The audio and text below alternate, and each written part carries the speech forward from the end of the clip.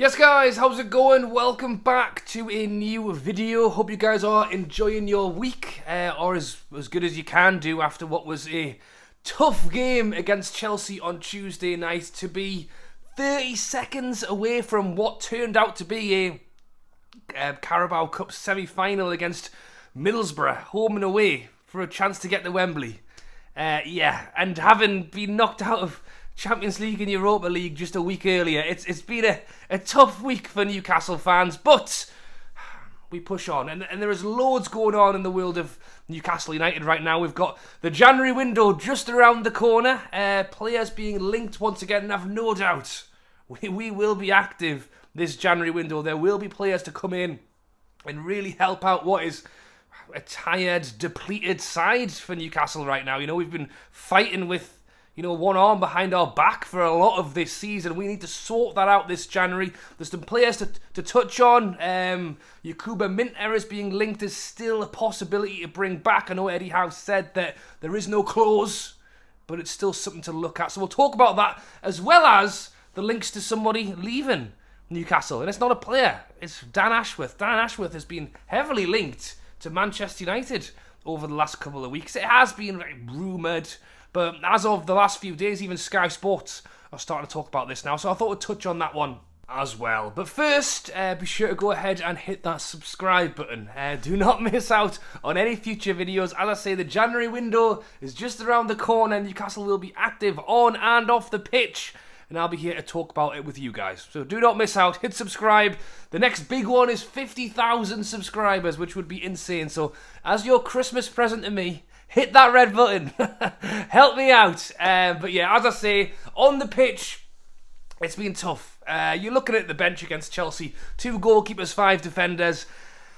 Bringing on, the likes of a Matt Ritchie, who, is always going to give his all, but I just feel like the level or the standard needs to just be lifted a little bit. And look, we've got a lot of players out at the moment. Harvey Barnes, Tonali needs to come back. If you look at the list, it's insane, really, the number of players that are out, which I think will play a factor in what we do this January window, because it's not as much, because really what we want to go out and do is buy for now.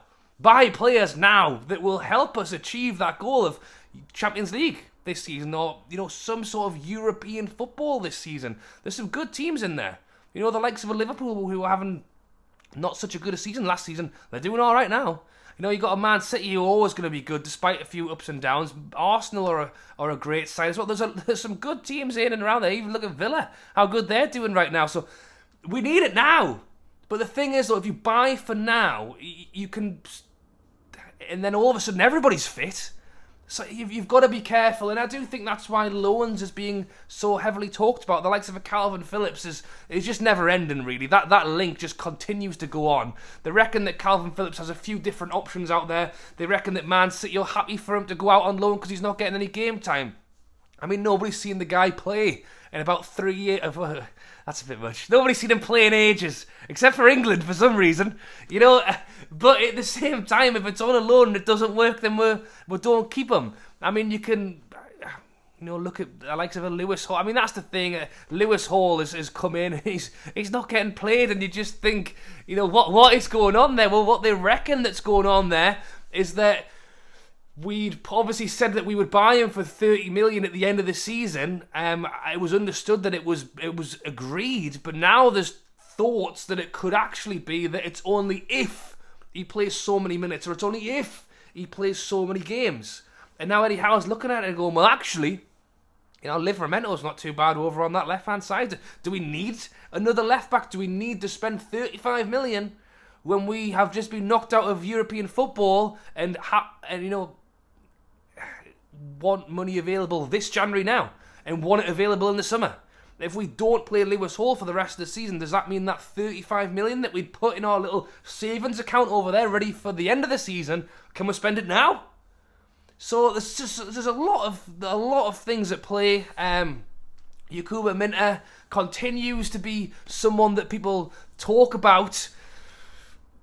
There's pros and cons to what you can do with him. The cons and the worries are that he's firing it up in Feyenoord. He scored in the Champions League for Feyenoord, on the same night we were getting knocked out of the tournament. So to have someone playing like that over there, and to know that they will come back and they will join our team at the end of the season, or even another season, you don't know exactly where he is. There's a big jump into the Premier League, and you don't want to take him away. Also, like, nothing makes a player look that much better when he's not available. Nothing makes him like more irresistible than having him not available to you. So I think that's a part of it as well, and to be able to bring him back, well, I snap my fingers, that wouldn't be the case. Eddie Howe has said that discussions can be had, but there is no clause to allow him to bring us back. We could speak to Feyenoord, and if Minter's knocking on the door of his manager going, I want to go, then they might turn around, and for the sake of Feyenoord as well, we could go, well, you know what it is, we're going to have a few players like this coming through. You've shown how good you've been to us. Don't ruin the relationship over a 6-month loan of one player. We could be sending you players for the next 3, 4, 5, 6, 7, however many years. So I think there's a relationship there. I would be surprised if Feyenoord went no, because then Newcastle will go, well, that's fine then. We'll speak to another Dutch team about future loans. So there is options there. Do I think it'll happen? I actually would be surprised if it did. And as well as now on the fact that we're not in Europe and we're not in the Carabao, fair enough, we still have a very depleted squad, but we won't be playing, unfortunately, every Tuesday or every other Wednesday. It will now mostly, and yes, there is a lot of Premier League games. We do have midweek games coming up. It's Luton, Forest in the midweek, and then it's Liverpool at the weekend. And there's going to be a lot of football, and we do have the FA Cup still, but I don't think it will be quite as much as it has been of late. So to take him out of a team he's doing well in, I don't think is necessarily the answer. I mean, a player that we have been linked with is Sule from Juventus, who is also a winger, is left-footed, and is currently being valued at around 22 million. So there you go. That's one that's coming out at the moment, is the early links ahead of the January window. 20 years old. Don't know an awful lot about him, but what I've seen, he looks alright. So we'll keep our ear to the wall on that one and see what happens. I mean, Miggy's the only right winger we've got. I mean, this guy's left-footed as well, but hopefully when he gets into a situation on the edge of the box, he might try and hit it with his right every now and then. Look, I'm not gonna slate Miggy. I think for really, after a tough start for him, we've seen some good out of him, and he works hard, and he's a great player in the squad. But with, Gordon now injured, Barnes injured, everybody injured, I think Miggy sometimes, makes it up for himself when he just we have opportunities to cross and he cuts back inside, and switching the ball to Miggy for a quick break down the right so that he can take a touch back and let all the defenders get back isn't exactly the most fun thing to watch at times. But as I say, he works hard, he tries hard. We'll just need to add a little bit more in that area. So we will see what happens in January. But will it be a tougher January potentially without the likes of Dan Ashworth? Now, as I've mentioned, this has been spoken about for a little while now. Lots of different outlets reporting on the fact that Dan Ashworth has been approached and could be leaving Newcastle for Manchester United. Now, I actually went to the supporters engagement group where I actually sat and listened to Dan Ashworth as well as Eddie Howe and a few other people on what the club want to do next. Now obviously he's not going to sit there and go, well, I'm not going to be here soon, so I might just might not bother with this one. He's obviously not going to indicate that whatsoever, but he seemed very included, very invested. He's been there from the start. To be able to build that up himself, it must mean something that you would think would want to stick around. Now, don't get me wrong, Manchester United, they're a big club, biggest in England, one of in the world. And Newcastle will get there. Don't get me wrong, Newcastle have time. We are just a couple of years into our new era or our new build. And we'll start to make a few waves very soon. So it's understood why it could be, I guess, of an attraction to him. But having said that, what is going on at Manchester United for years now, not just recently, unless, Dan Ashworth thinks he's the man who can fix it, is pretty crazy, because you just know that, yes, we've had a few tough weeks, but Newcastle's trajectory is there. We're up. Manchester United, if anything, at the minute, is actually that way, So to think he would want to take that move is quite strange. As I've mentioned, it is coming out from Sky, so it could be total rubbish. You know, but there is a lot of noise coming out, and fair enough when there's noise with transfers, sometimes they do work, sometimes they don't work, but often when there's a lot of noise, it often is happening, it just might not work out that way. It could be that Dan Ashworth just wants to turn around to Amanda and go, you know, people are after me, can I get a little pay increase, you know? There could be a lot of different things. If it is over money, what I will say is that Amanda Murdad and the club are being very sensible with money. If Manchester United turn around and say, here's your blank cheque, Dan, write whatever the hell you want, then he might go, right, okay, 3 times what I'm getting, I'm off. And can you blame someone for turning down 3 times their pay rise? And if someone offered me 3 times what I was getting paid, you know, I would be considering the move as well. So it's only natural, but I would also say that no one's bigger than the club. Like, and I do like that general approach that we are getting from our owners right now. The approach that, with players, that we aren't just breaking the pay structure.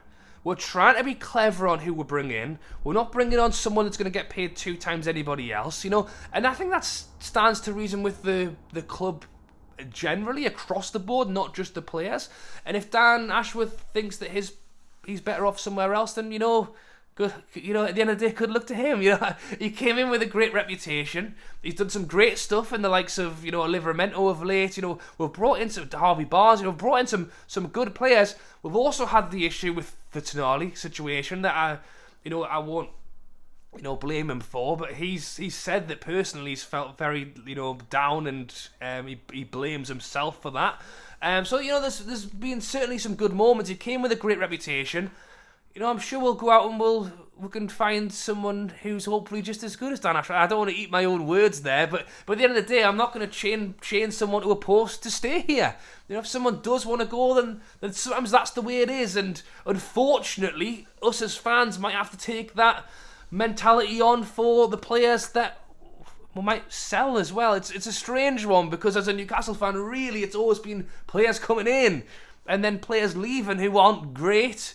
We did obviously have the time when we had a likes of a Cabaye leaving, which was bad news. More recently, we've had a Maxi leaving. I think, unfortunately, as time goes on and as this football business works, people are linking the likes of Bruno away for £100 million release clauses and all this kind of stuff. And to have someone like a Bruno move on opens up insane amounts of funds for us to spend over the next few years. And look at the stats. We win. What is it?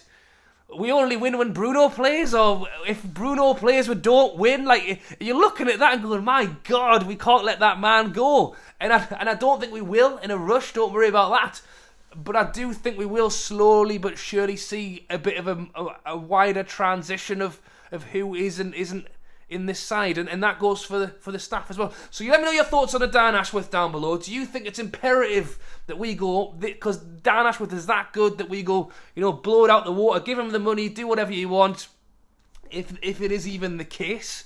Or is it just part of football and people will come and people will go, and, you know, we'll find replay, we'll make our, you know, that's the thing with the players on the pitch. You know, we're not, fair enough, we've done it with Darren Eales and Peter Stuyvesant from Arsenal. You know, we've been clever with how we've done it. You know, on the pitch, you know, we've kind of built players up. You know, obviously Bruno was good when he got here. He's even better now. Sven Botman was good when he got here. He's in one of the best in the Prem now. You know, hopefully we can continue that mantra off the pitch as well. But I hope you guys have enjoyed this video. Thank you for watching. As always, thoughts on January window, Dan Ashworth, Super League, down in the comments below. Subscribe. Do not miss out on future videos. And I'll catch you later.